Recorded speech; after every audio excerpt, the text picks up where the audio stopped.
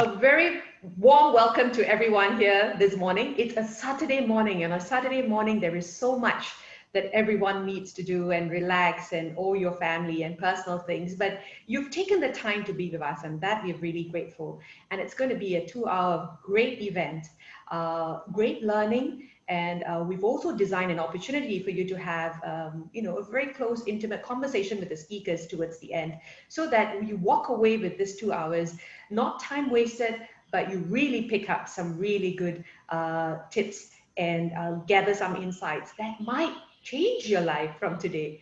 Yeah, and I also want a big shout out and a warm welcome to our friends who are watching this live stream on NLB's Facebook. So a very warm welcome to all. Allow me, before I start, to maybe just share with you what you can expect from this 2 hours with us this morning. Right after my introduction, I will be introducing the speakers today, and we have an impressive lineup of speakers that will give me great pleasure to introduce and say a few words about them. They will each take turns to share their experience of this volunteering journey. I was so inspired when I had those conversations with them, and I'm sure you will be very inspired hearing them speak. After which we will have a Q&A. And because we are managing Q&A both on the Zoom platform as well as those who are watching us live on Facebook. So those of you who are on Facebook, you could actually use the comment function. Those of us who are in this Zoom event, you can use the chat function. As your moderator, I will pull up say common questions or burning questions that I think is important that we address at this session. But please bear with us if we are unable to address all your questions. And then, of course, as I was sharing, if time permits, we would like to have the breakout room activity, so please stay for that. And then I will do the formal wrap-up and evaluations, because we do value feedback, because as Mastura has shared with us, this is a 1 month of celebration, time of your life celebration series with many learning events. So we have more events lined up, and if there are some good feedback that we can take into account, we want to do that so that you have a great 1 month with us. Without further delay, let me say a few words about all the speakers before we take a group photo, and then I will invite, of course, the speakers to share their insights. We have, I would say, a stellar lineup of speakers today, and let me say a few words about each of them. Ms. Ming Feng will start off the panel sharing. She is the Executive Director of RSVP Singapore. That's the Organization of Silver Volunteers. Ms. Ming Feng will share with us her personal volunteerism journey. And of course, to cap it off, she will then share a little bit about what RSVP does and how RSVP can support organizations and individuals like ourselves as an avenue where we could go. We have some time and we are inspired. We are able to, through RSVP, be able to reach out to an entire array of charitable organizations that they support. And so I will leave Ming Feng to share with you how RSVP can support you on that journey. And then next, of course, it gives me great pleasure and happiness really to have with us Mr. S. Devendran and Mr. Ishwar Lal Singh, both of whom I know very well as I volunteer in the organization. Especially, I thought I want to give a special shout out to our CEO here. What he has done was really amazing, because, if I ask you, what is life like in a nursing home? For most of us, it would be, okay, we will want to care for them. There's nothing wrong. Of course, we want to care for them, give them the best care, but we see our residents as passive care recipients. But I think he challenged the notion and helped to set up the residents committee, where our seniors in their golden years are actively volunteering, even in a residential home setting, being the voice, being the spokesperson, surfacing to management some of the ground issues, some of their needs and wants, and even providing comfort to residents who may not have that many visits from relatives. So, I mean, that is fabulous, and I would leave that to Mr. S. Devendran and Mr. Lal Singh to take us through how S&M has empowered seniors and how seniors continue to volunteer in their golden years. And the next is a dear friend of mine, a great role model for me, Mr. Amir Ali, Abdi Ali. He's the president of Muslim Kidney Action Association. And this organization does great work for the Muslim community in helping them to manage their kidney diseases and still help them to lead a meaningful and happy life. And Mr. Amir Ali is everywhere. If you are out there and if you are in the social sector, in the community sector, in the charitable organizations space, you will see him there. He is a veteran community leader. I don't know where he has all that energy from, and you will be able to see his passion when he shares with us later on in his presentation. So happy to have Mr. Amir Ali with us. To end off the session, we have Mr. Peter Lim. Mr. Peter Lim is a former banker, spent many years overseas in Brunei specifically, working in the banking and finance sector. And even when he's retired, he's someone who doesn't want to retire. And he has now channeled his energies into the elderly cause, where he was instrumental in organizing international conferences on aging matters, and he is a strong advocate of elderly.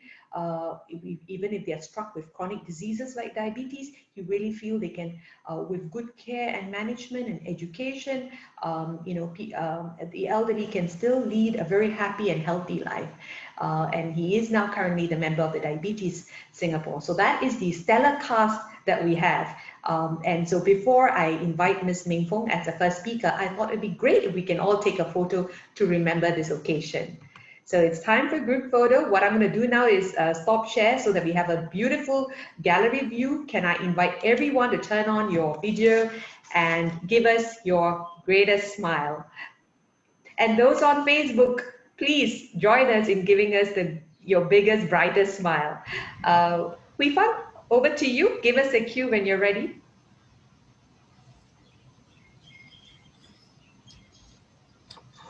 Okay, thank you everybody. Good morning. Okay, let's prepare and just cue everybody. 1, 2, 3. Okay, maybe can we do another one? Okay, 1, 2, 3. Okay, thank you very much. Thank you for that, Hui Fang. We have with us slightly more than 100, so that's a great audience at this event. Yeah, so as I was sharing, without any further delay, it gives me great pleasure to invite Ms. Meng Fong. Over to you, Meng Fong. Please join me in giving her an applause, or we can even use the reaction button, and after which we can mute ourselves. I forgot to unmute myself. Did I start? Hi, everyone. Nice to see you here. I think I'll wait for Rashida to pull up the slides. Hi. Thanks, Swapna, for the intro. It's very exciting to be here. I know when they first asked me to do this talk, my good friend, Mr. Tiwari, I said, I don't know whether I know a lot about gerontology, but because the topic was on volunteerism, I was very, very happy to join. I was very happy to meet everyone from the NLB team and SUSS as well. Okay, so my name is Meng Fong. I am the Executive Director for RSVP Singapore. We're an organization of senior volunteers. Rashida, can you put on to the next slide?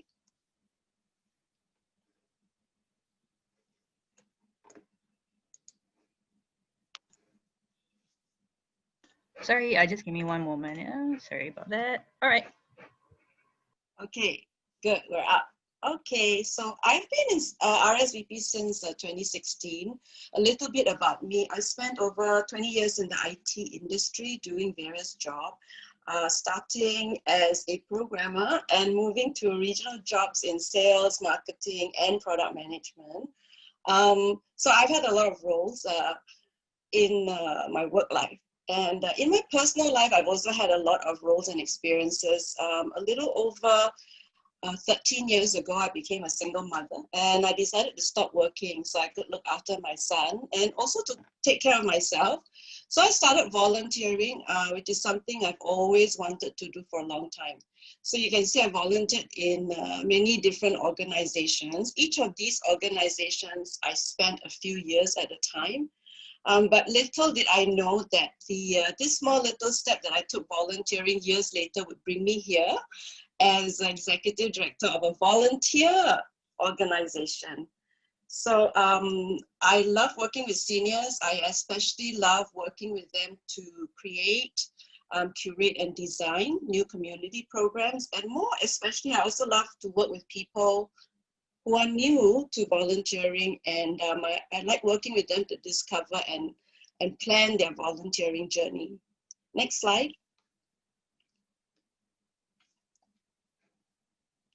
Thank you.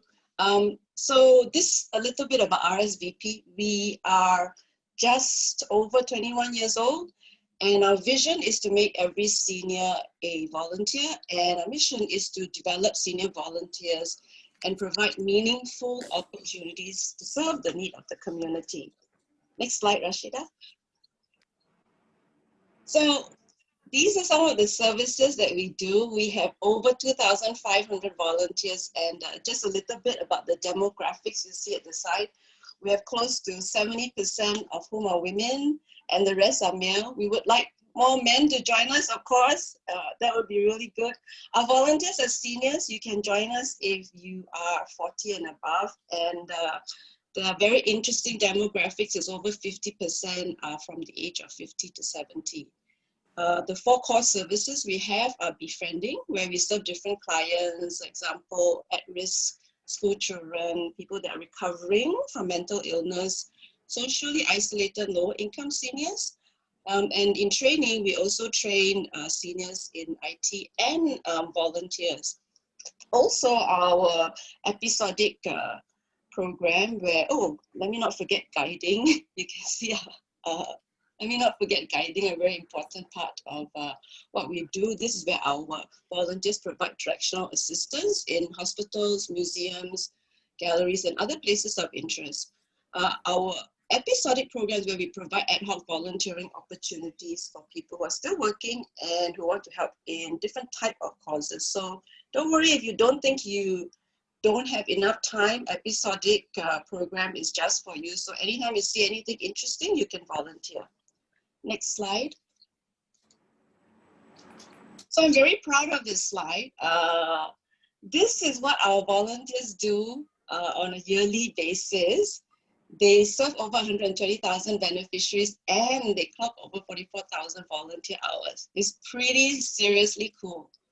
And on a monthly basis, we deploy an average of 600 volunteers in over 80 sessions all around Singapore. Next slide, please. So back to the topic, leaving a legacy through volunteering. So I think the question should be not so much whether people are seniors that, actually I repeat, I think the question should be whether or not people or seniors are actually volunteering in order to leave a legacy. I think you'll hear more stories from the other speakers, but let me introduce you to 4 seniors, and you can listen to their volunteering journey and decide for yourself. Next slide. So meet Mr. Gurdit Singh, he's 67. He's been volunteering since 2018 with us, and he's in senior guiding, and he's also our MC for open houses and now our virtual open houses. And if he looks familiar, when you see him in the video, you may have seen him on the National Day Parade show on TV this year. Please play Gurdit. Next slide. So I think the video could be a bit laggy, but let's try. Do you hear any sound? We're not able to hear any sound, Ming Feng. Ashida, there's no sound. Let me see. Maybe you want to stop share and try. I'll try. Oops. Try again. Oops. Yeah. Well, Rashida is trying. I must say, Ming Feng, it's impressive, the number of volunteers that you have, and in an interesting breadth of areas they're volunteering themselves. Amazing. I think I'll play the same. Sure, you can start. Here you go. Okay. After being retired for 2 years, I felt something was missing in my life. The audio, and we can't see the video. I found RSVP. Try again from here, you see. without going into the display. We had the sound.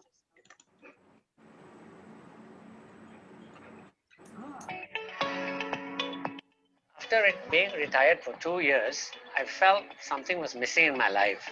So I went on the net and I found RSVP. My son used to joke that, Pa, on your 60th birthday, I'm going to invite all your friends, namely the 2 that you have. But now, the joke is not valid because wherever I've gone, I've made friends.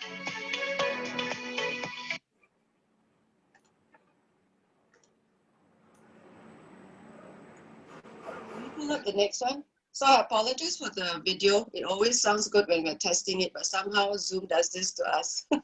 So next slide, Rashida. Can you see? Yeah. Yes, I can see Michelle. So so that was good there. And so I think he's having a lot of fun volunteering with us, and it's just very interesting for me to watch him develop, because from when we first saw him speaking and the confidence that he has now. So let me introduce Michelle. Michelle's slightly younger. Actually, she joined us just last year. She's also in our senior guiding program. She is also one of our hosts. We call them MC, and she now is, and this will be coming up before the end of the year, a narrator for our e-learning courses for the Smart Nation ambassadors. So can you play Michelle?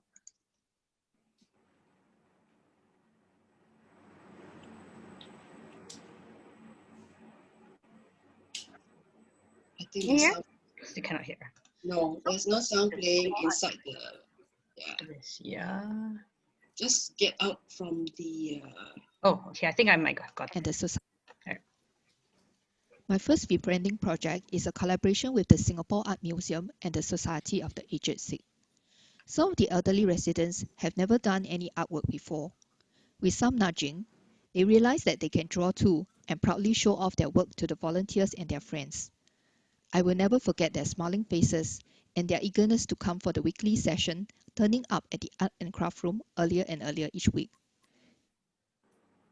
And that's the end of the video. So Michelle will be a familiar voice. In fact, she will also be the voice when you call RSVP next, because she will be the voice in our voicemail before we send you. We found this new talent in Michelle. We didn't know she could do this. It's very interesting for us to discover. So the next volunteer, please. They need to feel empowered and engaged. Next slide, please. Okay, Marie. Marie is somebody I work with very closely. She has been a volunteer since 1998. She's a pioneer member. She sits on our board, and she does like a lot of things. She is also a chair for COPCOMS and our enrichment committee. And hopefully we can hear what she says because of the technical issues, and because she will speak about leaving a legacy. I've always wanted to volunteer after I retire. That was my intention all along. And I started volunteering about 20 years ago. And the thought of leaving a legacy did not enter my mind when I first started volunteering. I just wanted to spend my retirement days volunteering, giving back. That is besides doing my grandparenting duties. I've got 2 grandchildren, and I helped to bring them up since they were born. And I enjoyed that part of it, as I enjoyed volunteering. So I continued doing that for the last 20 years, actually. Now my grandchildren have grown up, so they don't need me anymore. And I think I can spend more time. And then with the COVID-19, even that I have to stay in Singapore, so I didn't have to run to Australia. I have more time for my volunteering duties. I call it duties, but I don't think so, because I really enjoy my volunteering time.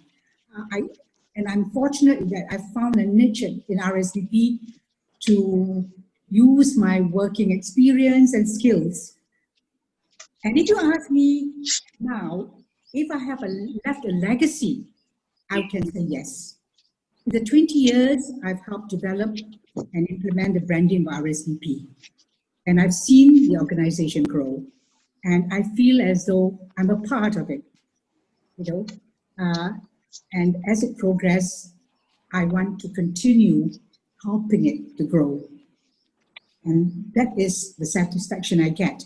Besides, of course, the time I spend with my fellow volunteers, we have our makan and we have our chit chats, and it was fun. In fact, I like to meet them as often as possible, and I will call them and say, "Hey, I'm cooking something. I'm coming over. Can you cook rice or something else?" And we have a little potluck, and we sit together and laugh and talk, actually endlessly over nothing.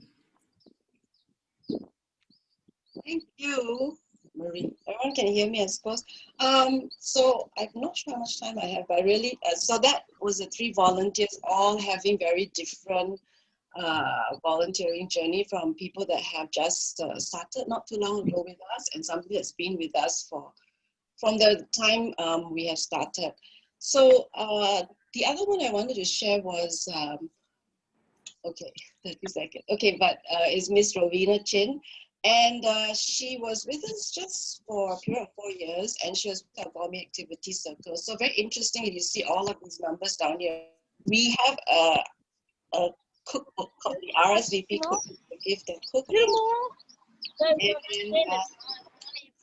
And some noise going on. And essentially, look at all the hours that it took. And the interesting thing is that Rowena passed away before the book got published.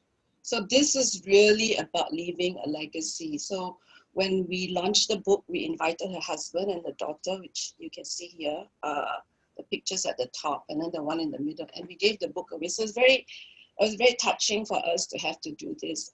So I think I would, next slide, summarize to say to volunteer, if you're thinking about it, it's not just because you want to leave a legacy. I found from knowing so many seniors that they fall into it because they just want to help, volunteer because you want to share your time and your skills, essentially in helping others. And volunteer also because you want to make new friends. And when you volunteer, you may discover more about yourself and other things that you could possibly do. So I have my last slide, which is just a call to action. Everybody, if you have a phone, you can actually scan the QR code and join us in our open house. It's coming up on the 24th of October, and there's another one on the 20th of November. So here it is. That's it. Thank you, Swapna. Thank you. Thank you so much, Meng Feng. Let's use the response, the reaction, and give Meng Feng a round of applause, or you can do this as well. Thank you so much. That was amazing. And thanks for that call out. So I'd like to encourage our audience to go for that open house. And Meng Feng, incidentally, we want to thank you. You've also been doing some collaborative work and supporting Sri Narayana Mission as well. So fabulous, thank you. And now it gives me great pleasure to invite CEO of Sri Narayana Mission, Mr. S. Devendran, to start off the presentation, after which Mr. Ishwar Lal Singh will be taking us through the efforts of Sri Narayana Mission in empowering seniors and how he has been volunteering and even now in his golden years. Over to you, Mr. Dev.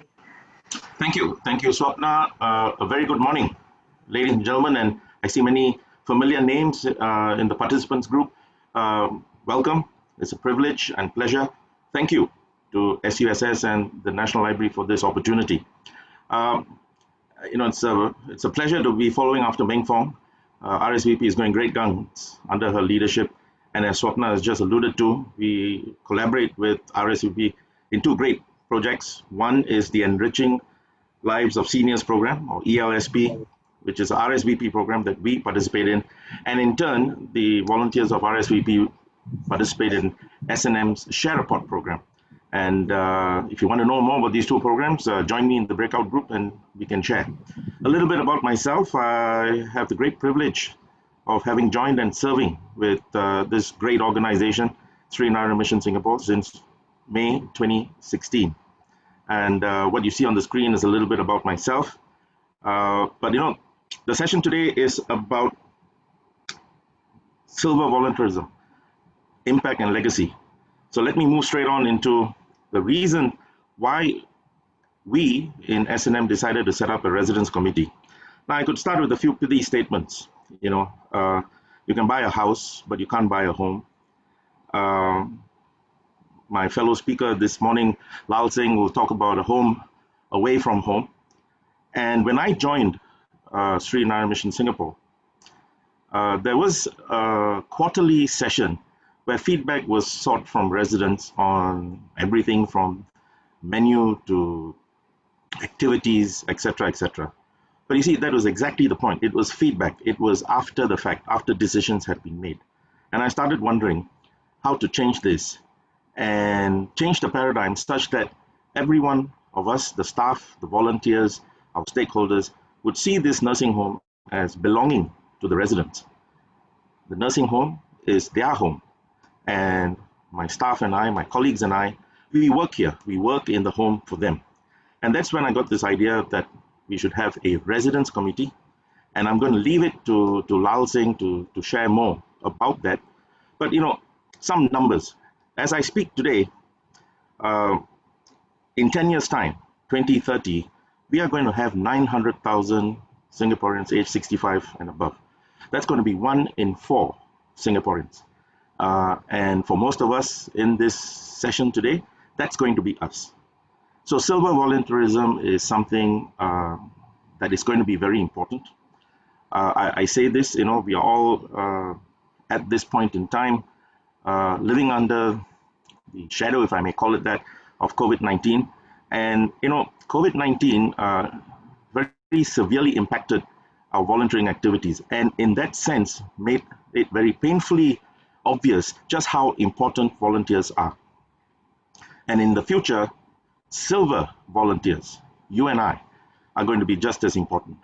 And Lal is going to share his personal journey with volunteering as a silver ray of sunshine. But it is something that all of us need to encourage, all of us need to nurture, and all of us need to actively monitor and eventually start participating in, because it's going to be very, very critical. And, you know, with that, let me now hand over to Brother Lal Singh to take us through the mechanics of the residence committee and then share his personal journey on being a member of the S&M residence committee. Lal, over to you. Thank you, sir. Thank you. Good morning, gentlemen. Ladies and gentlemen, good morning. My name is Ishwar Lal Singh. I am now a resident of the Sri Narayan Mission Home for the Aged.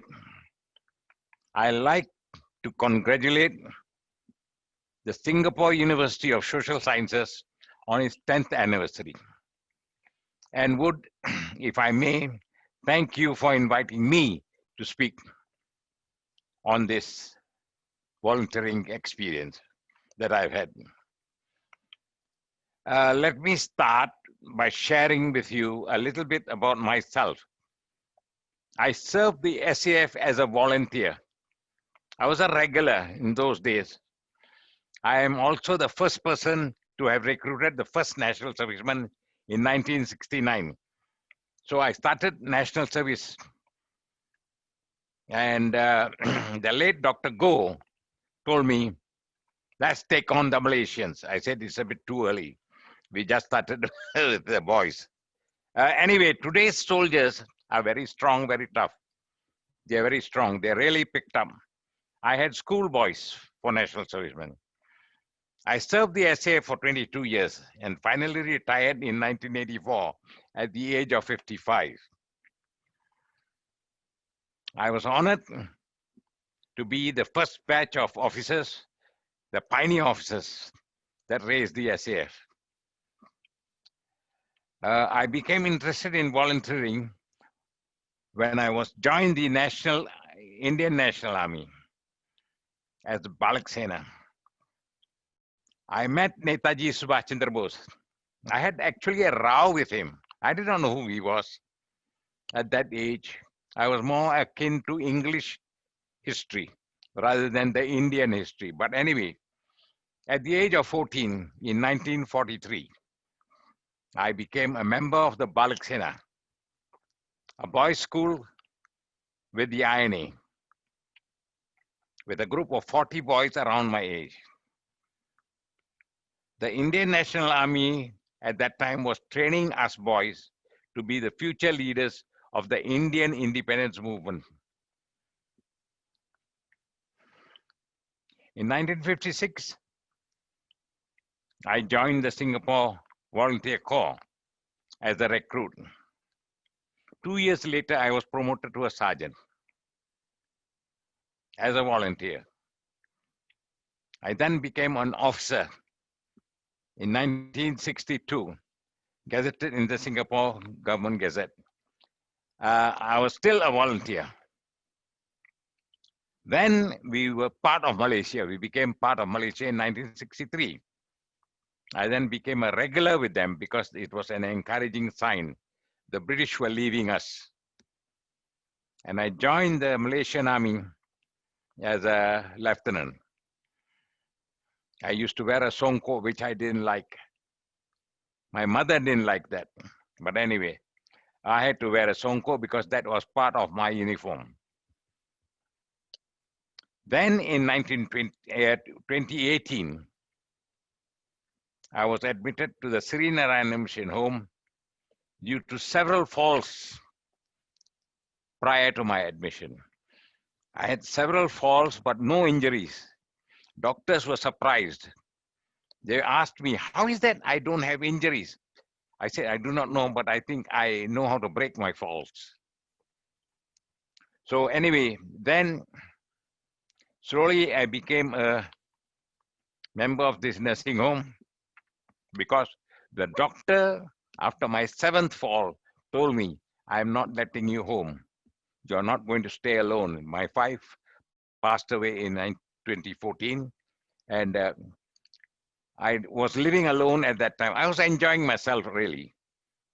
And I was being a volunteer in the RCs over there, and so on and so forth. Anyway, I then, after my 7th fall, the doctor said, you may have your last fall and in a bathroom or something, and then we are not going to be having a lot of difficulty getting you out of there. So I came to the Sri Narayana Mission on the recommendation of friends. I met Mr. Devendran, who is a JP today, and I congratulate him about being the JP. I then was approached by Mr. Devendran about the RC. He was going to set up the RC committees. And there were a number of us, and we all volunteered. We were very happy to be part of the RC, part of the management group, helping the management to understand the needs of the residents. This is very, very important. When we heard of this idea, we were still for it. And I served in the first residence committee as a vice chairman. I have some slides here to share with you about the residence committee. Please look at this and how we empower the citizens.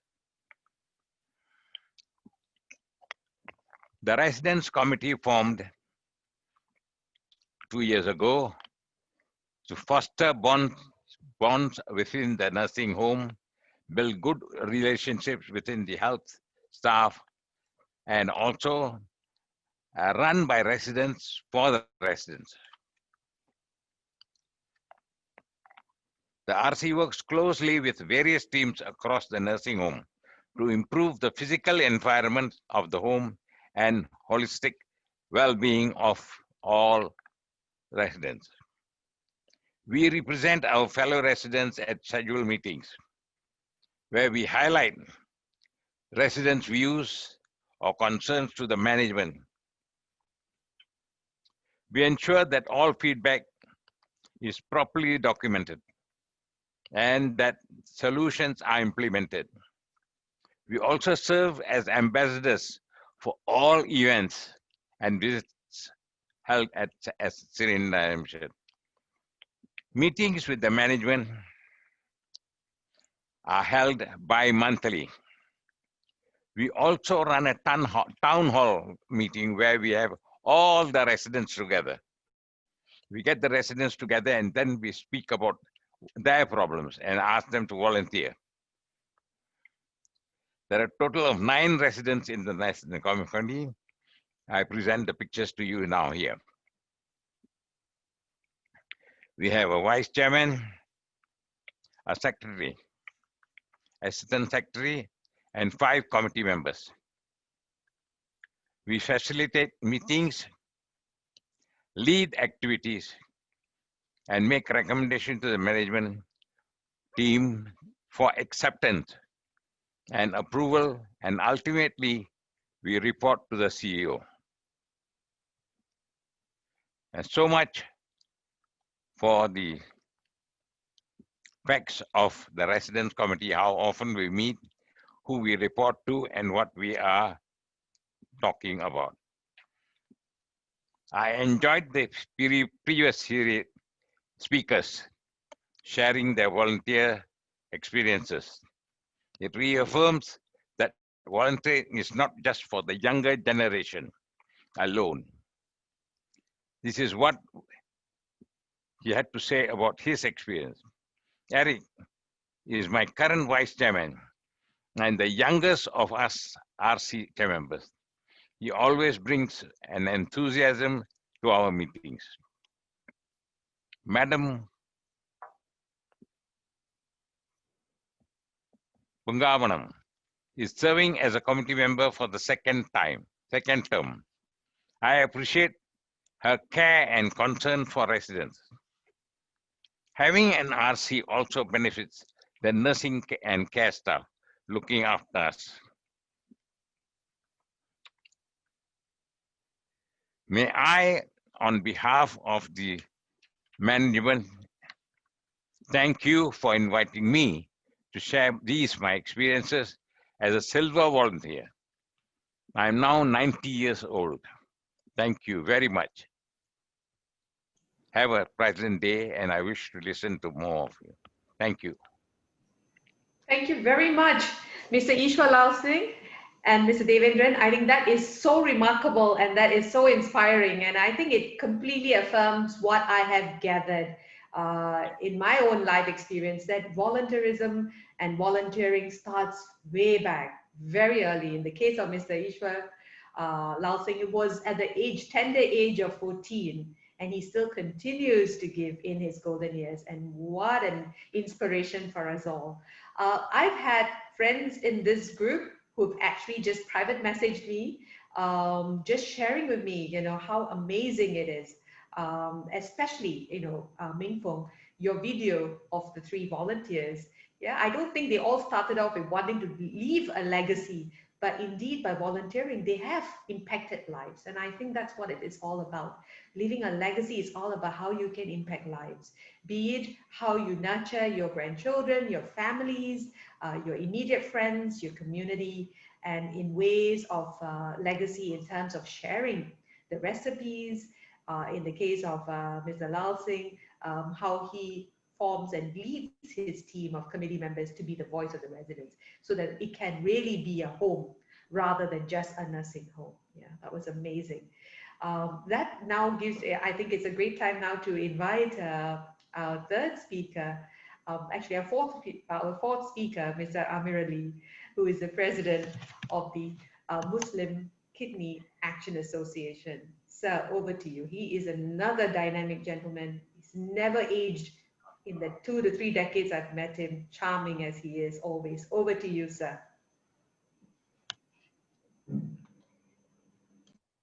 So how do I get my, it's here, but that's swap now. Yeah. How to get my face? Your face is already on. Oh, okay. Hello. Mr. Amir Ali, you are on. The slides are on. Good morning, everyone. I'm delighted to be here. I'm so happy that Swapna called me to say a few words. 12 minutes is actually a very long time for me, but I'll do my best. And it was a joy for me to listen to all the previous speakers. I'm so glad that I took the time to listen to them, because in this short time, I learned quite a lot. And I've been told to speak about leaving a personal legacy, and I'll do my best to touch on this topic and also about volunteerism. Now, the first thing that I would like to say is that no man is an island. We human beings are interdependent species. In other words, we need each other. We need to care for each other. We need to be compassionate.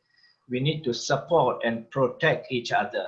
It's only then that we will be able to be strong and durable as a society.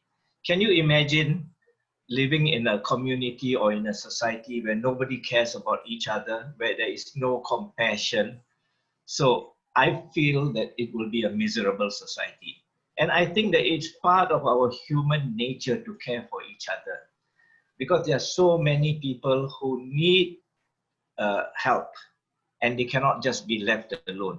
So the great work that the previous volunteers are doing, I salute each and every one of you. You are part of the solution, and we all need you. So keep up the good work, and I'm there by your side. I know people like Mr. Devendran, Mr. Singh, and a few others.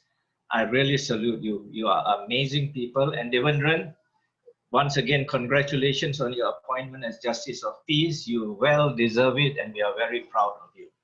Can we have the next slide, please? So for senior years, the challenge is this, I'm sad to say that there are many people alone in their houses. They lack purpose.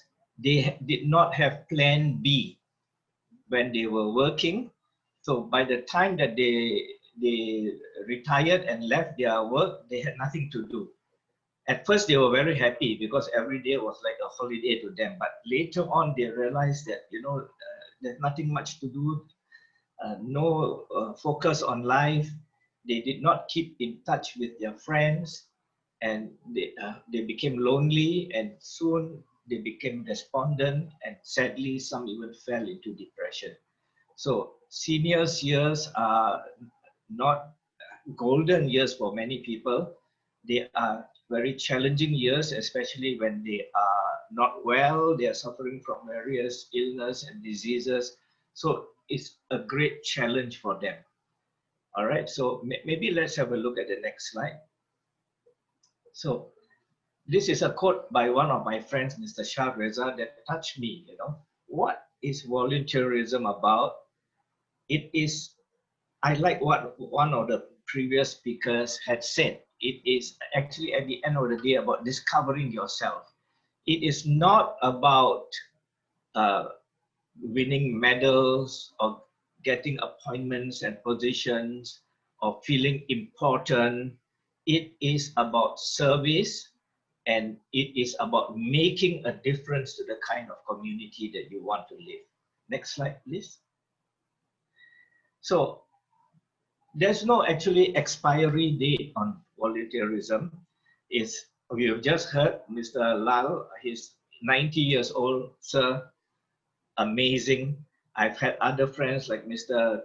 Ambassador Kesawa Pani and Mr. Rustam Gadiali, who are my colleagues at the Inter-Religious Organization. They are in the mid-80s, and they are just strong as ever because their brain is still sparkling, and they have contributed a lot. And there are quite a few people who feel that, yeah, I'll volunteer when I retire. That's okay. But actually, you can start volunteering anytime in your life. You can do it concurrently while you are working, while you are still raising a family.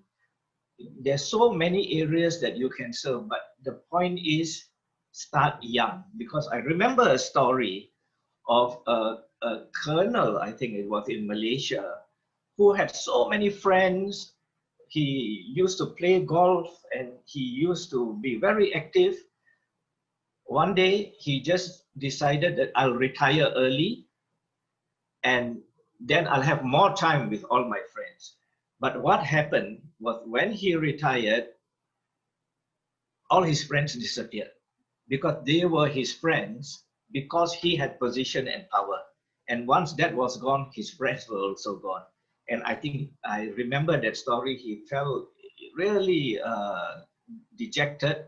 And I told myself that, yeah, it's very important to have plan B so that you do it concurrently. And when you retire, you seamlessly carry on working with the voluntary service that you were already involved in. So that is something that I wanted to just have take away for all of you. So you can even start very young. I volunteered when I was a student, or young children also can do volunteering. May I have the next slide, please? So how do you get involved? You know, there are so many ways to be involved. It's you can help around in your neighborhood. There are so many things you can do.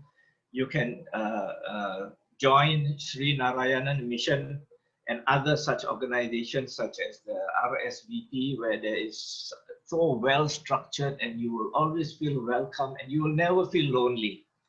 There are so many activities that one can do in community centers, or actually 101 things.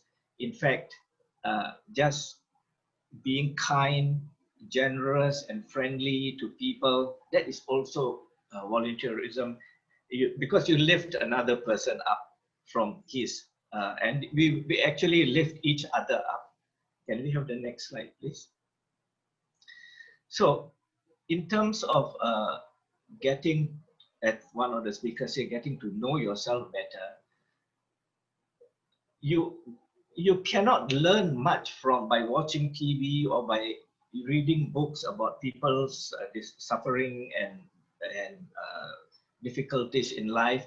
You have to be involved with them face to face.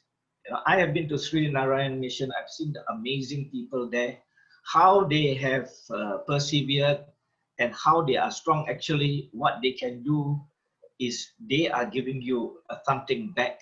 They are giving you a lesson of how to face life when you have adversity. And you can also smile and show that you are helping them by helping others who have small problems which they think that they are very big, you know. So as senior volunteers, what RSVP is doing is amazing. I salute you.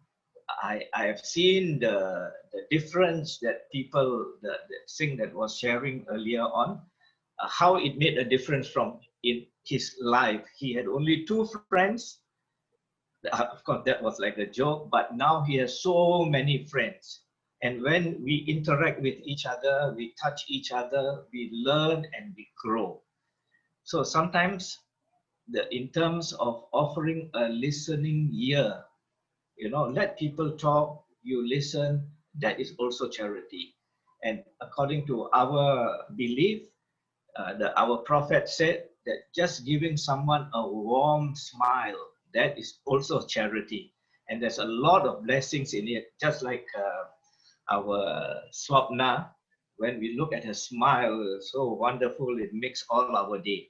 So it brightens up our day, and it's a lovely, lovely person to, and thank you so much for your kind words, Swapna. You really made my day. Can we have the next slide, please? So actually, life, it's not about just giving, you know, and helping, but it's also giving and receiving, you know. We have to be gracious when receiving, and we have to be generous in giving. So it's a cycle of giving and receiving. Many people like to say, I like to help others, you know. Yes, that's true. It sounds very nice, but it does sound a little uppity to me. I prefer the word, I don't like the word others actually. I prefer the word each other. Let's help each other as a community. Let's support each other. Let's protect each other. You know, when the hand that gives is, to me, is equal to the hand that receives. It's not greater than the hand that receives. We at MKAC, we help about 300 kidney patients. And I'm telling you, yes, we have helped them, but they have helped us too. You know, we have a great gotong royong spirit at MKAC where we help each other. So when the kidney patients come, they do something, they bring some food, they share with each other, and they pass the chairs and tables. So, and they help us clean up after the event. But they also have skill sets. So some of them have taught the other kidney patients sewing classes, cooking classes, baking classes. We've got ukulele classes. We've got angklung classes. So we have a great time at MKAC. And we therefore we have learned from each other. We never see them as dependents for us. We see them that we have helped them and they have helped us too. Can we have the next slide, please? So leaving a legacy. How many minutes do I have, Swapna? Oh, 1 minute. Okay, I got 1 minute left. Thank you. I really appreciated some of the other speakers, how they left a legacy. Let me just quickly share what I decided, what kind of legacy I decided. But as far as anyone else is concerned, you don't need to have a lot of money. You don't have to be a millionaire to leave a legacy. Even if you have given help one student, a part of you will be living in that student for the rest of his or her life, even if you have left this world.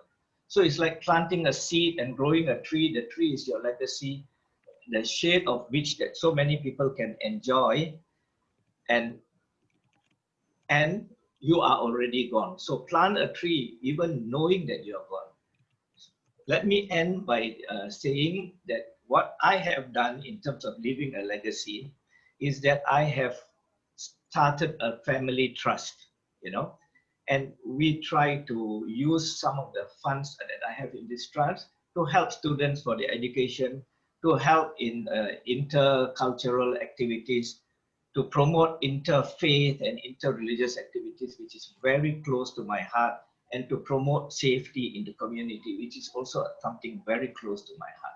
But what we do is each year we honor somebody who has contributed so much to society and who is an inspiration to other people. So this, I'm proud to say that Devendran has been helping me in this regard by his being our MC, and we've helped some 7 prominent people over the 7 years that we have recognized to have won the Abdeli Tayabali Lifetime Achievement Award. So that, I hope that is a legacy that I leave behind, not in my memory, but in the memory of my father. I have full appreciation of my father. I just felt that this is the best way to remember him, by starting a trust in his name for rewarding people and doing things that he was also very passionate about. So thank you very much. With that, I end my talk. Thank you. Thank you, Mr. Amirali. Thank you for that. You know, really inspiring. You should see the chat so active with comments about how, you know, it's been so inspiring hearing everyone and hearing you speak as well, Mr. Amirali. And, you know, it is what you've said. Sometimes you don't have to do very grandiose things, but just setting aside a little bit of time, a little bit of effort, the listening ear, the warm smile, I think that makes a big difference. And I just love the word what you said. It's not helping others. It's really helping, you know, help each other, because we are all part of it together. And I think the care, the kindness, the want to help is always there. Yeah, and thank you. And I think I look forward to a lot of, you know, comments and questions in the Q&A. Thank you, sir. So it gives me great pleasure now to invite our last speaker who will wrap up this great sharing. And that's none other than Mr. Peter Lim, who is you know, very passionate about the elderly cause, especially elderly who are afflicted with chronic diseases like diabetes, and how he feels firmly that despite the challenges of chronic diseases, an elderly can still lead a meaningful and happy life and still contribute to the community and the society at large. Over to you, sir.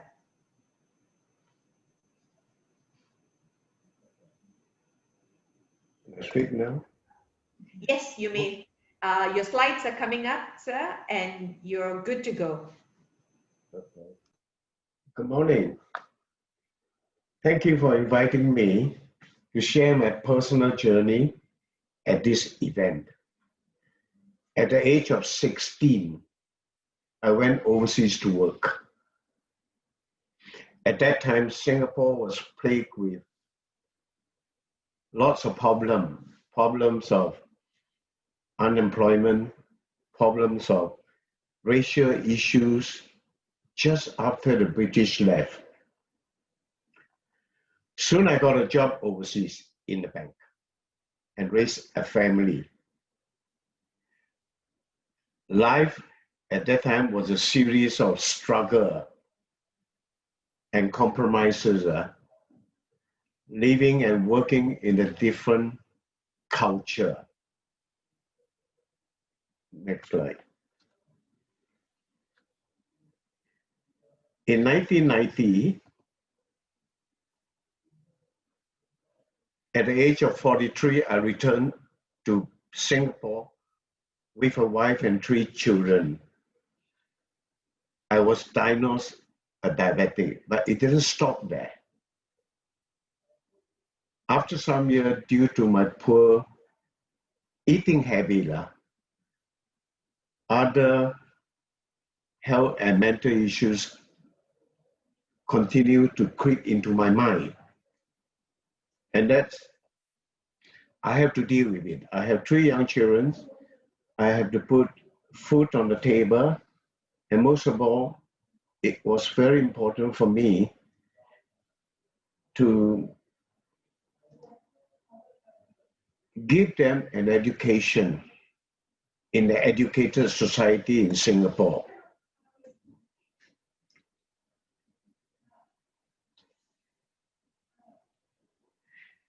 When I was in Singapore, I began to realize that I have to compete and fight for what I want in my life.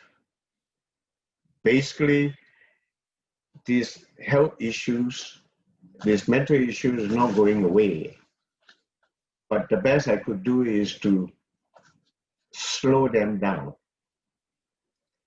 and move on with my life with the primary objective of giving each of my children a firmer foundation to start their career. It's something I don't have at that time. A friend of mine introduced me to Sage Counseling Center as a helpline operator. Soon after, I was employed by Sage as their finance manager. Almost immediately, I was descended upon by many creditors asking for payment for work done. At that particular time, donation wasn't coming. You have this, NKF saga, and then followed by 2 others. I don't know what, I can't remember now. I think something to do with Buddhist and something. Next one, the bumpy road. So when I asked my treasurer, how do I deal with this creditor? And he said to me, payable when able. Tell them, payable when able. I say, I cannot do that.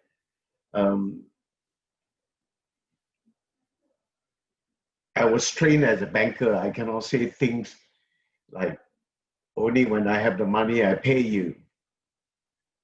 So it was at that time, I went outside the scope of my responsibility as a finance manager to try to restore liquidity through giving talks. So I go out in the public, giving talks on subjects that are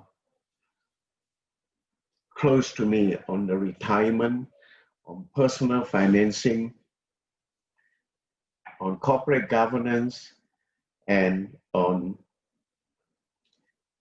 accounting standards. But money from that particular source is very small and not quick enough for me to restore liquidity to the institution that I'm very passionate about. I said there must be another way to restore liquidity fast and on a longer term. I came across many seniors with years of experience in plumbing and electrical works, seeking jobs. At that time, available was F&B and security services. I thought to myself, really it was a waste of talent for these elderly people to come and take a job as a McDonald's boys or security guard, and in the process degrade their values among them. You just imagine, if you have been working as a plumber and the circumstances force you to become a McDonald's boy, you feel very degrading. That's how I feel. So with the help of many private sector and government agencies, MOW, Maintenance on Wheel, a social enterprise, was born. In the process, these old boys are not qualified, so they are not allowed to do work in housing board. So I went to the housing board department, get the understanding to send them to ITE to get a certificate, and then go to the various community center to advertise the services of MOW. I know at that time, even now I think, if you want to change a little plug or a leak pump or what in the toilet, it's very hard and very expensive. So my boys in the MOW, it's not constrained to time. You call us up, we can come and do it for you on Saturdays, on Sunday, or even at night. At the price, 25% cheaper than what the public service. It was a happy project, and it's bringing me money on the longer term, and most important, 10 happy faces. Next slide.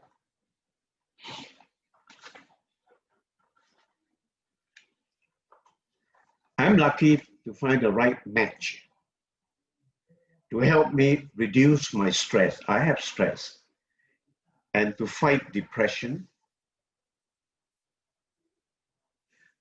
Through my associations with the Diabetic Society and the Gerontological Society,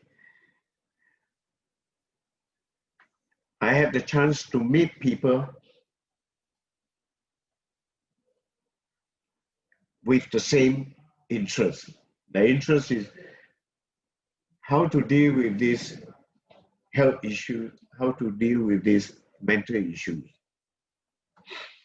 And I feel quite happy in my years of doing volunteering work to attach a smile to the face of people who benefited from the work I do. So for as long as I'm 72, coming 73, and I have now 5 grandchildren. All of them live away from me.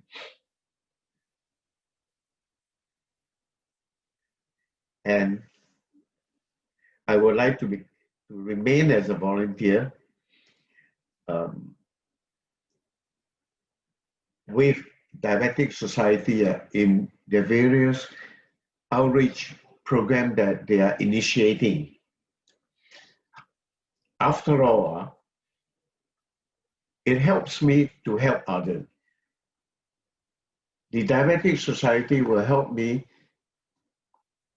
manage my conditions in diabetic and other related issues. And therefore, I choose to help others through that knowledge. Next slide. The characteristics of getting old, physical and mentally, are beginning to show through the years. I've come to accept the predicament as a result of decades of poor eating habits. I intend to live an active life for as long as possible. I owe my extended life to Sage for helping me change my mindset. When I was in the bank, I made decisions mostly only really from my mind. Now Sage has changed that. There's another world outside banking, the world of people who are less fortunate. And the Diabetic Society gave me all information on how managing that. And they're not going, all these health issues are not going away. So I have to face them.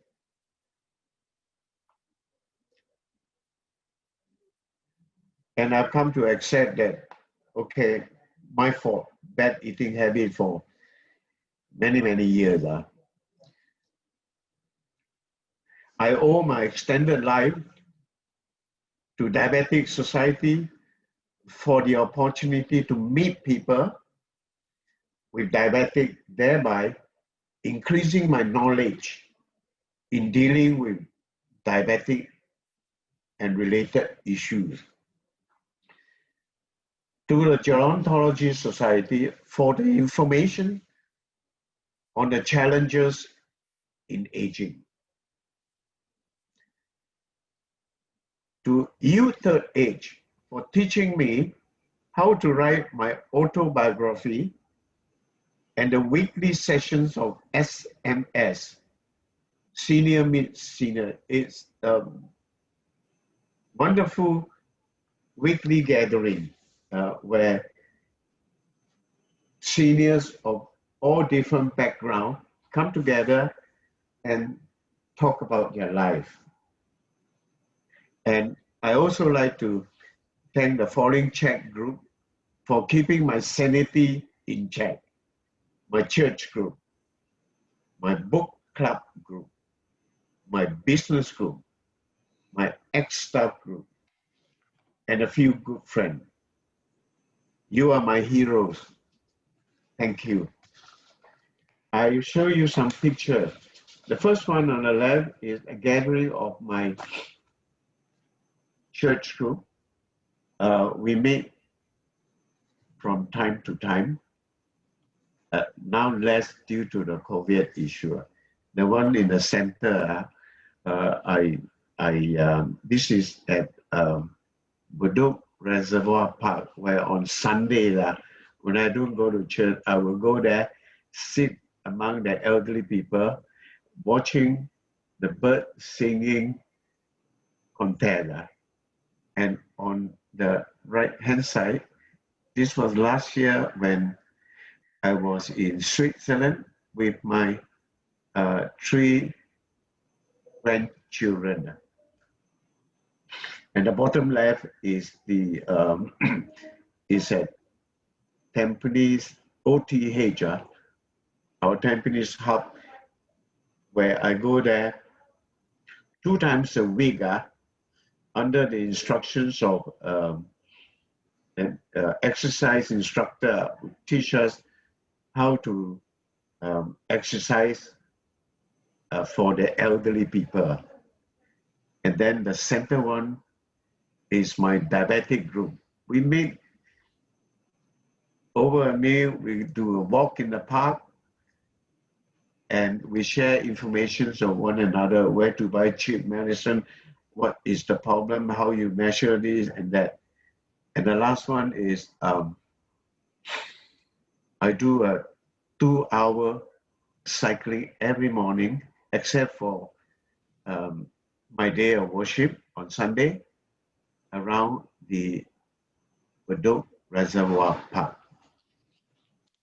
Thank you very much. Thank you so much for that, Mr. Peter Lim. I mean, that is, again, very inspiring. You know, you've shared with us how you might have setbacks, right? Life might throw us some lemons at us, right? But, you know, how may we make that into a lemonade, you know, and ride on our strength. You see, I think I love your quote. You know, you ended off with a quote. You were saying that, you can't get the banker out of you. You are banking on volunteering and positive mindset, right? I think that is what it is. You know, you can volunteer at whatever age. You have a lot of expertise that you accumulate in one's lifetime, and you could actually tap on that and channel it into a new activity that you pursue, because you want to rightfully, you know, go on a slower mode of life. You don't want to be inundated with all that stress, right? But you can tap on that. I mean, it's amazing. It's because of that your banking background, you were able to turn the business around, you know, maintenance on wheels, and you actually allowed plumbers who've retired to be able to still do the job that they're good at, that they're passionate about, and you brought a very great value proposition to the community as well, you know, the way it's being priced. And I think that was only possible because you brought what you have with, you know, your skill sets and your passion. And if I reflect back on all the speakers, I mean, even if I look at Ming Pong, she came from private sector, you know, and along the way, there was a bit of a course change in her career, and was leaning towards, you know, organization that would be promoting you know, volunteerism, and that is because of our own personal journey. You know, we take that shifts in our career. Mr. Lal Singh, I mean, a great career, and you know, and while he learned how to fall properly, and that's an important technique for seniors. I think a lot of seniors can learn from that. You know, how do you fall safely to prevent more damage to you than what is needed, right? It was a setback. I mean, anyone else would have seen that's a setback. Now I'm brought into, you know, a nursing home, and that's the end of it. I'm a very passive recipient. But he turned that hard knock that life had delivered him into something so beautiful, a sweet lemonade drink for everyone. So, and Mr. Ramarali, I mean, you're living the legacy, and you know, your father must have made such an impact on you, and he must have given you that values, instilled that value in you to want to serve, and you've continued that great work and that trust that you've set up to live, you know, and so that the legacy is still living. I mean, that's also admirable. I mean, for me, my role models have been my parents, especially my mother. My parents were very passionate about serving in the Sri Narayana mission, which is what inspired me to serve.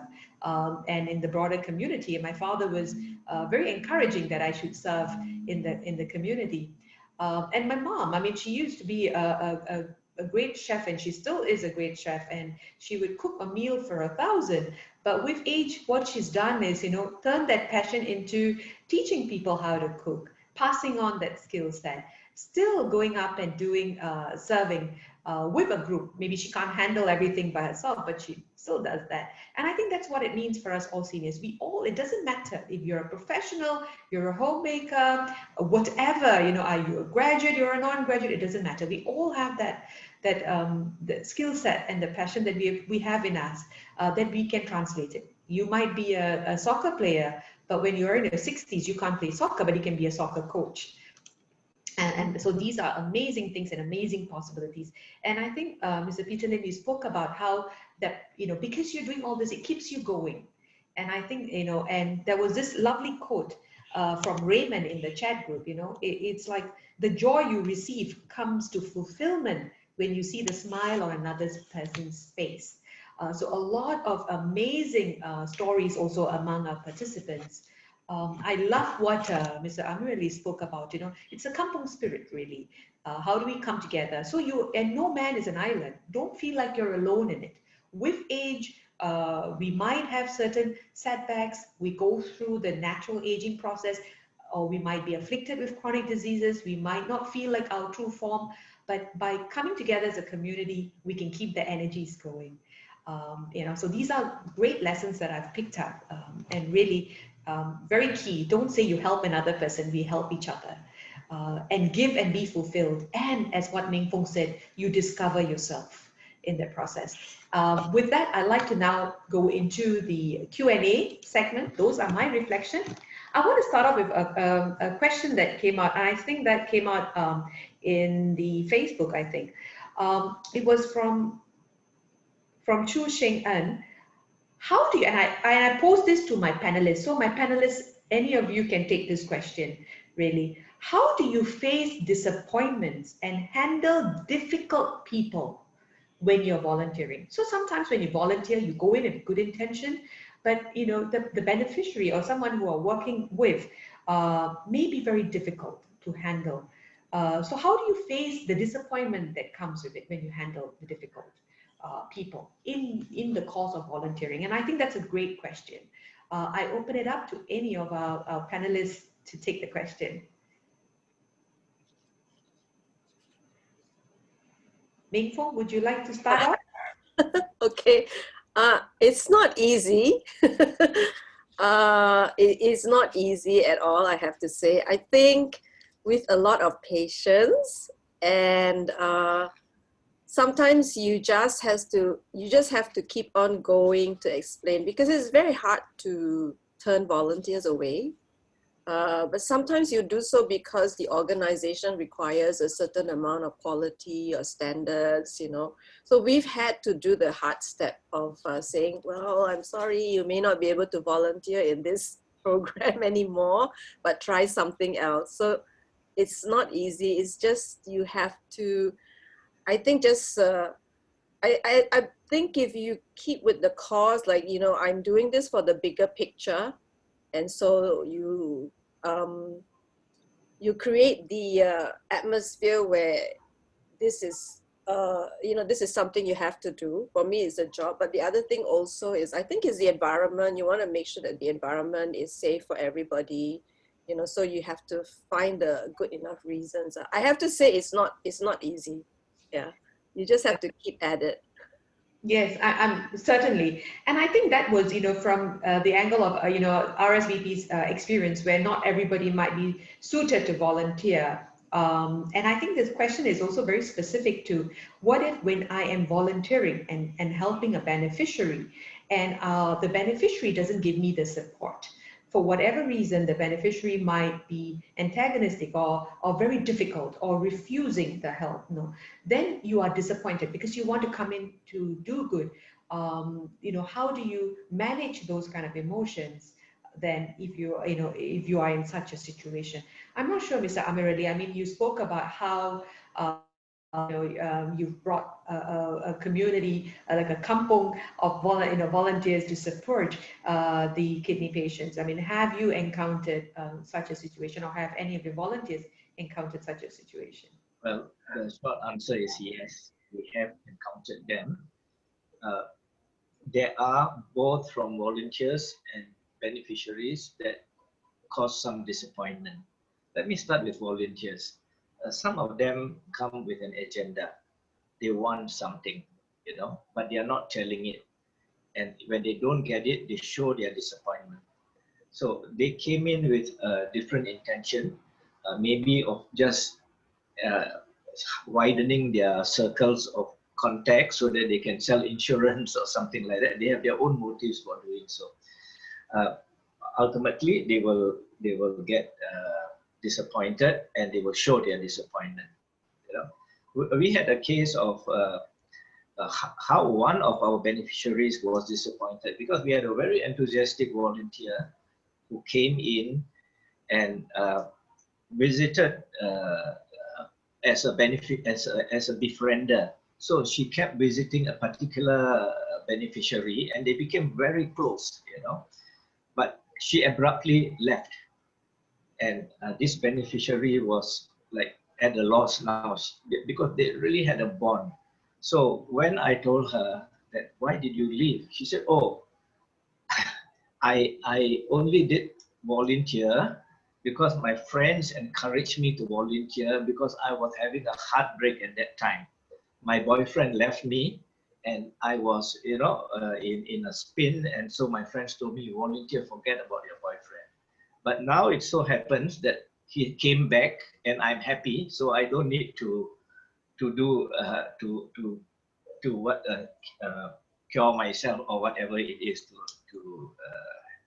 to feel better again because my boyfriend is back. So there are many things that can happen. There is also sometimes disappointment by volunteers. When we have a group of volunteers, a small group becomes a clique, you know, and there's a mother hen there. So people find it difficult to volunteer for the cause of the organization because they cannot be, they are pushed away from the cliquism. So quite a number of things that I've learned where like 5 or 6 volunteers, they wear the same dress or they wear the same thing. When they leave, they don't tell the rest who feel out of place. So now I don't allow all this. That we are all together, we are all equal. There is no mother hen. We all of us serve together, and I'm sure the other organizations have these issues as well. So, like I said, expectancy, expectability, and also entitlement. So they come in with the wrong reasons, and they are bound to be disappointed. All right, and some of them show their disappointment. In terms of beneficiaries, yes, there are beneficiaries who expect us to solve all their problems. They don't want to participate in our programs and activities, even though they are okay. They just prefer handouts. They prefer to stay at home for us to just deliver care packages and things like that. So we have experienced all this, and I think it's part and parcel of life. We have to take the brunt of it and just move on. Don't quit. Thank you for that. Thank you, Ms. Amirali. So it's important that we go in well aware and not be disheartened. And it's important, I guess, if you're volunteering, to also work closely with the experienced and volunteers, so that if you face any challenges, there is an avenue for you to discuss and see what's the best way to approach. And sometimes I know from a personal story that when you are supporting a beneficiary, if you see a change in behavior, if they've been somebody that's been very cooperative and very supportive, and suddenly they are very resistant or they're pushing you away, I think you may want to explore a little deeper. Is there some personal crisis that this beneficiary is going through? Or sometimes when at seniors, it could be a start of dementia, for example, and personality changes that's associated with it. So it's important, like if you're working with the organization that you are a volunteer with, to bring this up and discuss and not just leave that individual, and don't take it too hard. Yeah, I think continue, persevering. I have another interesting question that just came through. What is the advice for an introvert? What if I'm an introvert? I'm not naturally out there, very comfortable making conversations with people. I'm an introvert. How do I approach volunteerism? Because they may not be so comfortable to interact with strangers. Now, how do you help them? I thought maybe I can invite Devendran if you have a thought on that. What do you think? I shouldn't be asking an extreme extrovert for an advice or an introvert, but I'm going to do that anyway. You're muted, Dave. Okay, can you hear me now? Yes, loud and clear. Well, I mean, my advice to anyone who's an introvert is just to get in there and be yourself, and as many have alluded to, you will find yourself, so I think we welcome introverts. Okay, so let me state this now. Any introvert out there who wants to volunteer, please message me, email me, or call me on a handphone, and I promise you that by the end of the 10th week volunteering with Sri Lanka Mission, you would see some changes. Now, don't let that. No, okay, I'm just joking. Don't let that stop you. This. We are here to do God's work. Really, I honestly, sincerely say this. When we volunteer to help our fellow human being, we are doing God's work. And God, by whatever name that you call him, accepts all of us, warts, pimples, and all. Difficult volunteers, difficult beneficiaries, extrovert volunteers, introvert volunteers. All of us have a role to play. So please don't let that stop you. Just get in there and go at a pace that you're comfortable with, and you'll find yourself, and you will find that meaning. Thank you. Thank you. I actually wanted to just share a comment that Raymond has just put up. He was, I think it was about volunteers with agenda. I think volunteers with an agenda, I think we have to be something that we should be very mindful of. But really, if you're volunteering to network, to make friends, I think that is a good thing to do, so that your golden years or, whatever phase that you're in, of life stages that you're in, you're not feeling lonely. I think that's important. And nothing like, when you're volunteering, they're like-minded people and you can build good friendships and you can support each other. Certainly, I think the context of that sharing was about if there is, you may encounter people who are there just to push their personal businesses, etc.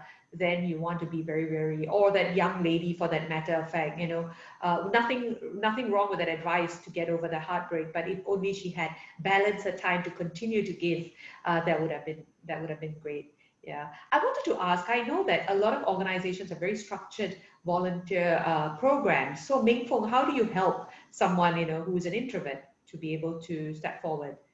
We have quite a number of courses actually that people can take. So we have a whole list of volunteer courses.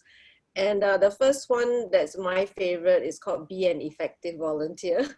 So it's not so much about volunteering, but more about like mindset. And with that, you generally come to the session and make friends. So I would just advise those that are interested to attend these courses. I know SAGE also have them. So different volunteering organizations will have their own courses, and you start off with making a small circle of friends. And I think the second one, very important, even for introverts, is you will have your own likes and dislikes. So understanding that and self-selecting is very important to start off. Generally, that's how I would advise. Find something small that you are interested in doing, try it out. And then if it doesn't work, you can try again. With our organization, it's very easy. You say, well, I experienced this, I'm not so happy. Speak to the people from the organization and then try something else. Yeah, just keep trying. Yes, certainly. I really believe in that. I'm really an advocate for that. Think big, but start small so that it's sustainable. Because we all juggle many big rocks, right? We are a mother, we are a father, we have work. When we are retired, we have our grandchildren, we have our family and friends. And so how do we juggle all these big rocks? And so start something small and be sustainable. I think because you make an impact, you don't realize it. But people, I know in our nursing home, our residents look forward to it. They know when you come and they look forward to it. And so if you give a commitment, then, stick to it and commit in small pockets of time that you can afford. Yeah, but do it sustainably. Mr. Do what you're comfortable with as well, I would say, like do what you're comfortable with, and that will help with the feeling of shyness and things. That's right. Thank you. And I think, Mr. Peter Lim, when I spoke to you, sir, you came across as very passionate, but not somebody who's always out there. I mean, for work, yes, you're always out there, but breaking out of that comfort zone.